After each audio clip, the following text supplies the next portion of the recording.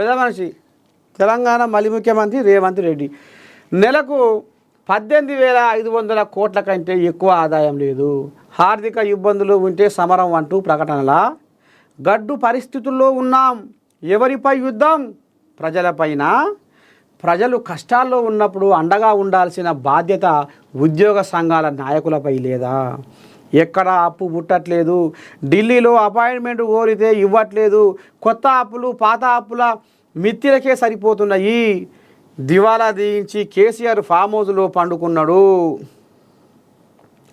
3 నెలలకోసారి బయటకు వచ్చి ప్రభుత్వంపై విమర్శలు చేస్తుండు. రియల్ హీరోస్ అవార్డ్స్ కార్యక్రమంలో సీఎం రేవంత్ రెడ్డి ఇక నన్ను కోసుకొని తిన్నా పైసలు లేవు అంటే ఆయనకు మరి పానము ఎంత ముక్కులకు వస్తాయి అనాలి. తెలంగాణ నెత్తి మీద దరిద్రం కూర్చొని నాట్యం ఆడుతుంది. దాన్ని నేను సొదవట్టలేక శోధించలేక ఇది చేయలేక అది చేయలేక నిగ్గుకుంటా శరానికి దండలాడుకుంటా తెలంగాణ సంసారాన్ని గుంజుకొస్తున్నా అని ఈ రకంగా ఈయన భయం వెళ్ళబోసుకుంటుండు. ఇక సరే మరి దరిద్రం నాట్యం ఆడుతుంది తెలంగాణ నెత్తి మీద కూర్చొని మరి మంచో చెడ్డో జర ఆలోచన చేద్దాము రావయ్యా అంటే రాను. ఎందుకంటే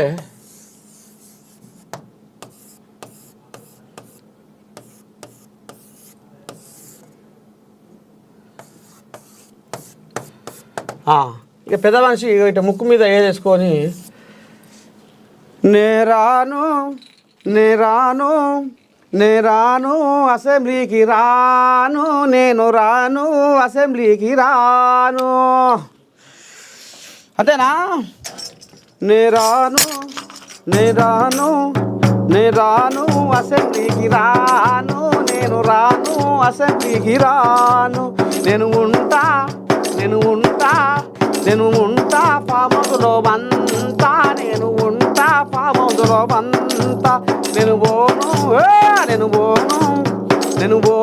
గజ్వెలు పోను, నేను పోను గజ్వెలు పోను, నేను పోను గజ్వెలు పోను, నేను పోను గజ్వెలు పోను.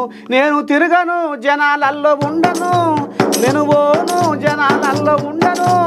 నేను అసెంబ్లీకి రాను, అటు గజ్వెలుకు పోను, బాయికాయనే ఫామ్ హౌస్ కానీ పక్కేసుకొని పండుకుంటా అని ఇప్పుడు ఆయన మొండికేసి పట్టుబట్టి బాయికాడ పొలం బార పెట్టుకుంటా కేసీరావయ్య అండబెట్టిండు.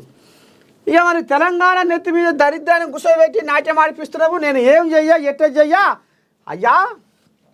ఆనాడు తెలంగాణ ఏర్పాడే నాటికి 5 నుంచి 600 కోట్లే ఖర్చు పెట్టేది నెలకు.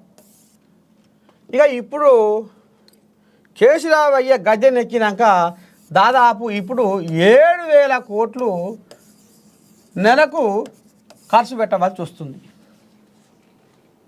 ఆయన అప్పులకు కేసీరావయ్య చేసిన అప్పులకు ఈయన మిత్తిలు కట్టుకుంటూ వస్తుండు.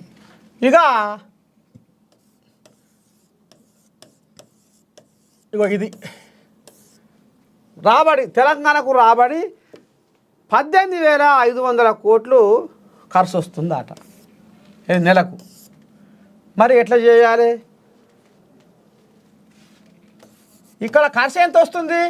సర్కారు పథకాలకే అనుకో, ఉద్యోగస్తులకే అనుకో 22,500 కోట్ల ఖర్చు వస్తుంది. అట్టనైనా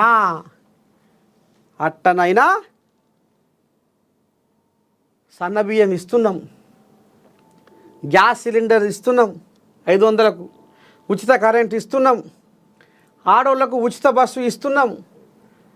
తెలంగాణ సంసారాన్ని నిగదీసుకుంటా సాగదీసుకుంటా శరానికి తల్లాడుకుంటా వస్తున్నాము. మరి ఏం చెయ్యా? 7,000 కోట్లు మరి ఈ రకంగా కేసీరావు చేసిన అప్పుల కుప్పకే ఆ షిప్పల్నే పెట్టవలసి వస్తుంది.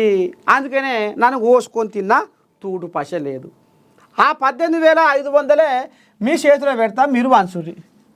ఏది ఆపమంటారో ఆపుర్రి, దేనికి పెట్టమంటారో చెప్పుర్రి అని ఇక ఈ పెద్ద మనిషి పాపం రేవంత్ రెడ్డి ఈ రకంగా భయం వెళ్ళబోసుకుంటుండు.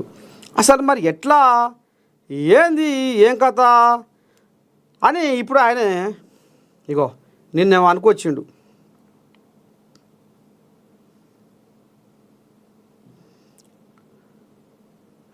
నిన్నేదో అనుకొచ్చిండు.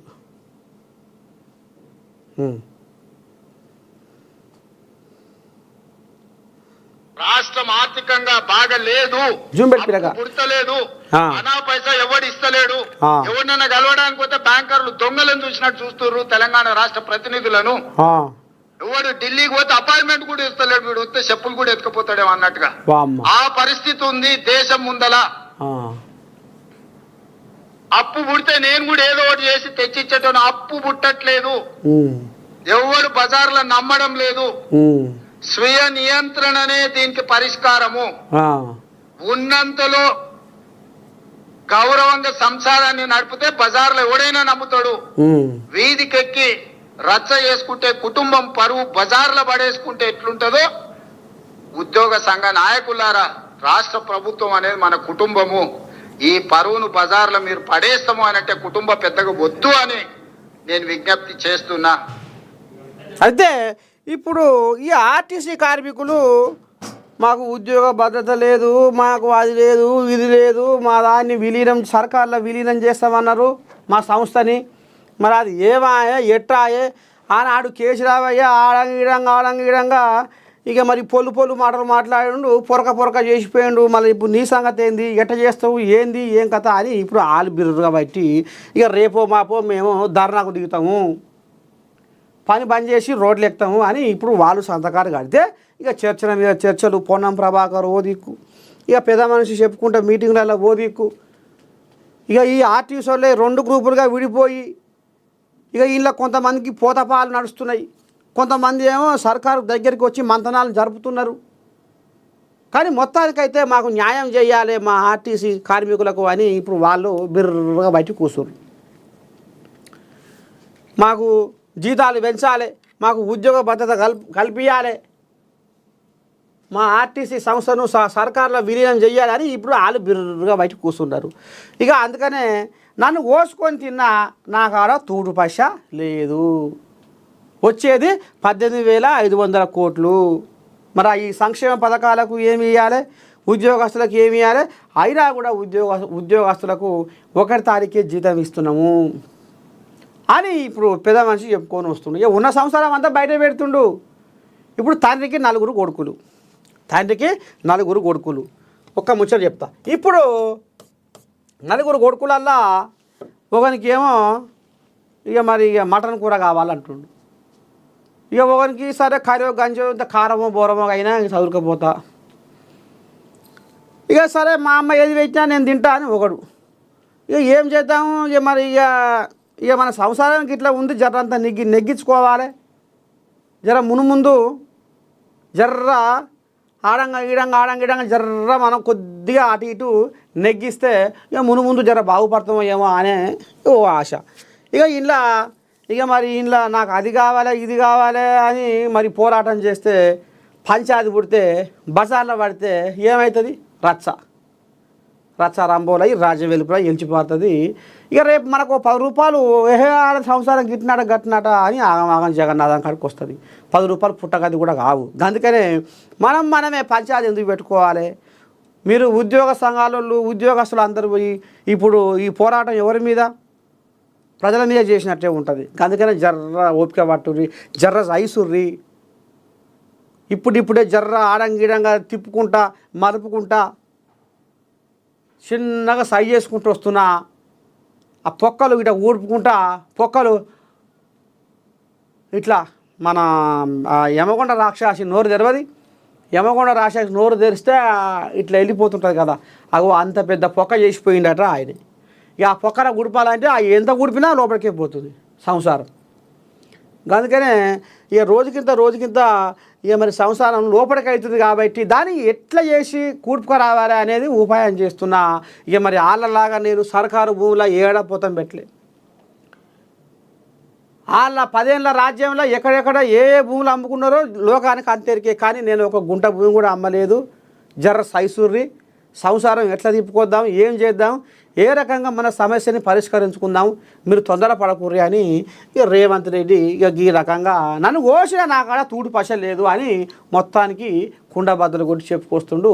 చూడాలి మరి ఆర్టీసీ కోల్యాగలు ఏమన్నా నిమ్మలపడి మరి తవ్వకొస్తాయా, లేకపోతే కాడెత్తేసి ఇక మరి పూతపాలు పోసుకొని ఉరుకులో పెడతాయా అనేది చూద్దాం రేపు.